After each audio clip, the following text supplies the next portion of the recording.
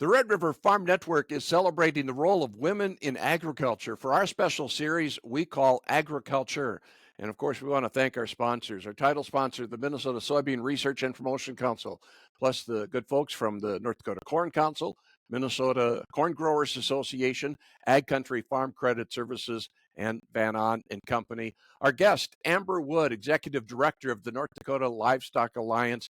Amber, thanks so much for joining us. Hey, thanks, Don. I was happy to be invited. Let's start by learning what was your inspiration to get involved in the livestock industry. Well, actually, it's kind of a fun story. I'm kind of an outlier in the industry, so to speak. So I actually was not born into agriculture. I had some really fun friends who were. That's when I learned the term ranchy. That were beef producers and a couple of dairy friends, and so I started hanging out with them, and I was like, hey, this sounds like a pretty rockin' lifestyle. And so I got a job as a milker at a dairy south of Mandan, and I don't know, I was just hooked. So I went to school and graduated with an animal science degree from NDSU, and then luckily, like the big game changer where dairy was absolutely locked in as my future loving career, I was hired as the first employee in the United States by a Northern Irish family that came over to South Dakota to milk cows. So, and thankfully they taught me so much then, and they're still teaching me things today. We're still the best of pals. So it was a fun, exciting journey. And I feel like this interesting start in the fact that I saw animal agriculture for the first time as an adult, right? It kind of helps with my discussion and my interactions with citizens in North Dakota that are seeing animal ag for the first time. So it just seemed like destiny. Just started from the beginning that I was going to be destined to seeing dairy grow back here in North Dakota and to be helping our swine and beef producers and lamb producers with developing here in the state. It's been an exciting career. So speak to me about the North Dakota Livestock Alliance. What's the mission? Oh, the mission is so fun. So I get to be the developer, promoter for all species of animal eggs. So we work with, like I said, with swine, dairy, beef, all levels of production. We work with turkey and lamb, and we can go from flocks of 30 to flocks of 30,000, whatever folks are interested in. And so we get to, start from concept of, are they wanting to expand or develop new livestock feeding capacities? And we can go all the way through the permitting process, and we can also do assistance with utilizing the grants that are available in the state of North Dakota, because everybody loves to find those financial resources. And the Bank of North Dakota is a tremendous resource to our producers in the state. So we like to make sure that our livestock producers have access to all those as well. I've been in North Dakota for 23 years now, and I've always thought that we've got such great opportunity with animal agriculture. I'm curious, from your perspective, where do you see animal ag in North Dakota in the next 5-10 years? Well, hopefully it continues increasing. Last year we started a new 5,000 head swine finisher down in southeast North Dakota, and things just keep, a barn here, a barn there every couple of years, and it'll keep building and it'll keep growing. So I hope in the next 5 to 10 years we're going to see some real difference. And we know, as we were discussing before the start here, the new Riverview dairy barns that are proposed in eastern North Dakota, those are a tremendous game changer for the dairy producers and for all farmers in the state of North Dakota. It's right now, I think we have 24 dairy herds left in the state, about 9,500 cows in lactation. These barns would help us really turn the tides and hopefully be able to start rebuilding our dwindling milk processing infrastructure. And plus, we're crushing all these soybeans, right? Soybeans make bacon. So let's get the soybean meal into some pigs. Makes a lot of sense. There's still that NIMBY attitude, not in my backyard. How do we grow past that, or can we? Well, that's a really good question.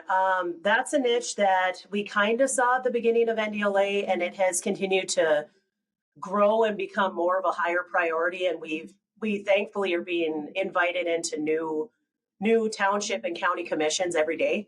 I mean, it's incredible, the interactions that are growing. So the NIMBY attitude, some of that's going to be eternal. some of that's always going to be around. But I think for the most part, these local citizens, the local leaders, the neighbors, they just need folks to talk to them and tell them what's going on. They need to know, what is this going to look like? What's it going to smell like? What's the impact going to be on me? How many vehicles are going to be on the road? I mean, and they should ask those kind of questions. And so I'm happy to be part of that response and part of that dialogue to make sure folks understand what's going on, so that that fear of the unknown doesn't get a hold of them. Because the last thing a person wants is for somebody to go to Google and just get scared seeing things that can be incredibly misleading, or even get into the animal activists that don't want to see any animal agriculture, and then you really end up having a fear factor involved. So it's really important to be out there, boots on the ground, and make sure folks know that they can come to a North Dakotan, a local who understands what's going on. As we get more and more disconnected from the farm, one generation moving away from the farm and beyond, that need for education just continues onward, doesn't it? It does.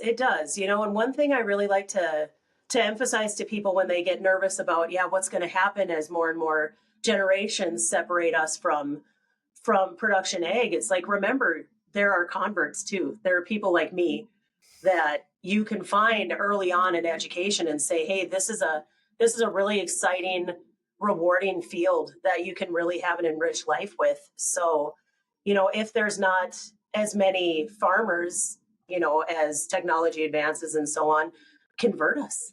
We're out there. People like us born in town doesn't mean we got to stay in town.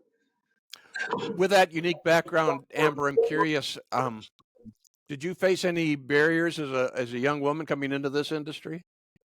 Oh, yeah, good question. Well, there's always there's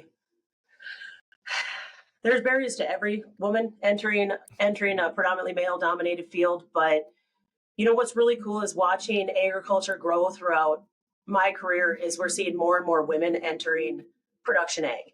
Like you go into a sow barn now where the female pigs are giving birth to the piglets. I mean, a lot of the staff in those barns are female.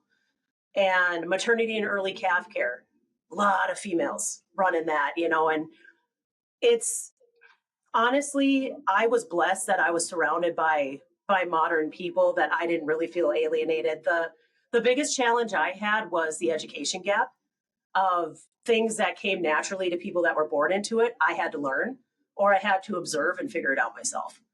That was probably the biggest challenge for me, was the basics that would be so natural to somebody because it had just become a natural part of their lifestyle. I had to realize, oh, okay, that's a thing, and tie that into my function. So, I mean, the love and powerful people that are involved, especially in the dairy industry, as I was coming up, was incredible. The dairy community in Eastern South Dakota, I couldn't have asked for a better environment to grow as a professional.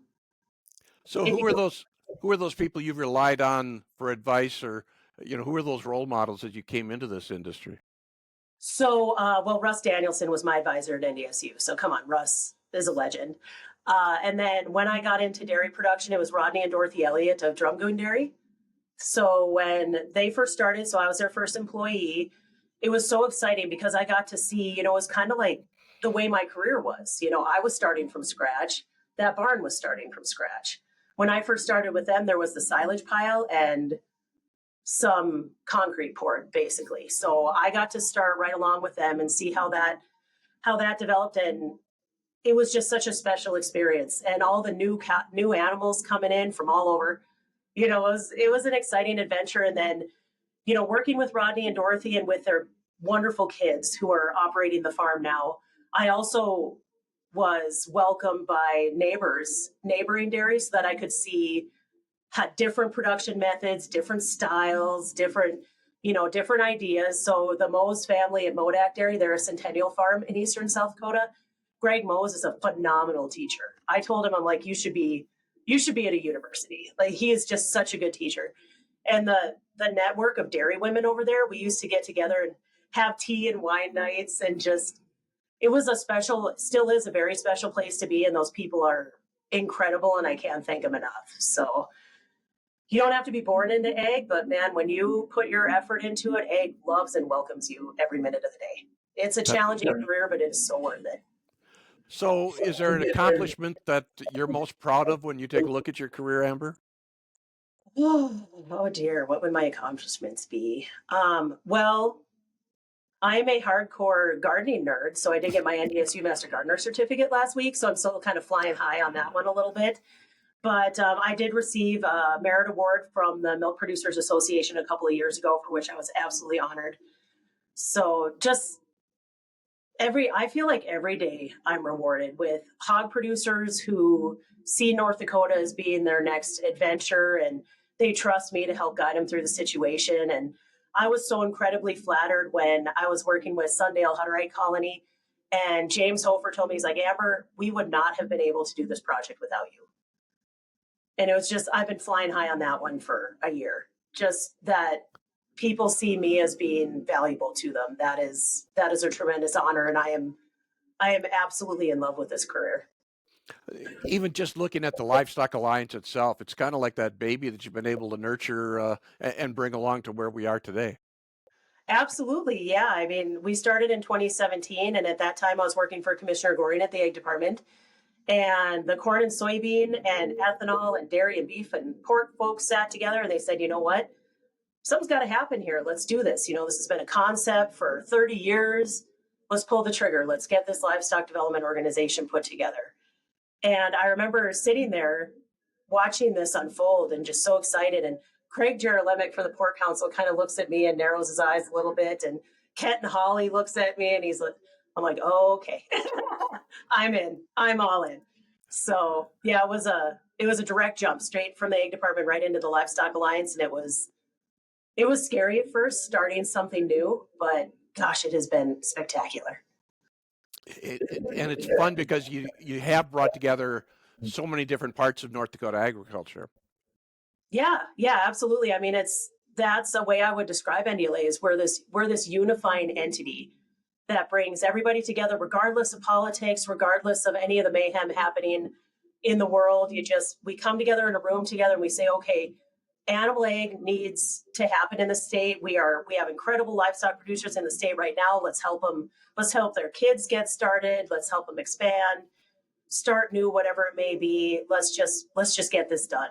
They are the most motivated group of people. You just wouldn't believe it. You walk in that room and it's just energetic because people are they want to go, and once these soybean crushers got started up, I mean, that momentum just. I'm curious if you could go back and look at your younger self. What advice would you give yourself as you now have the experience that you have? Give yourself a little bit of a break. A little bit. I pushed myself intense, constant go, go, go, go, go. I wanted to ace everything. I wanted to be perfect in everything.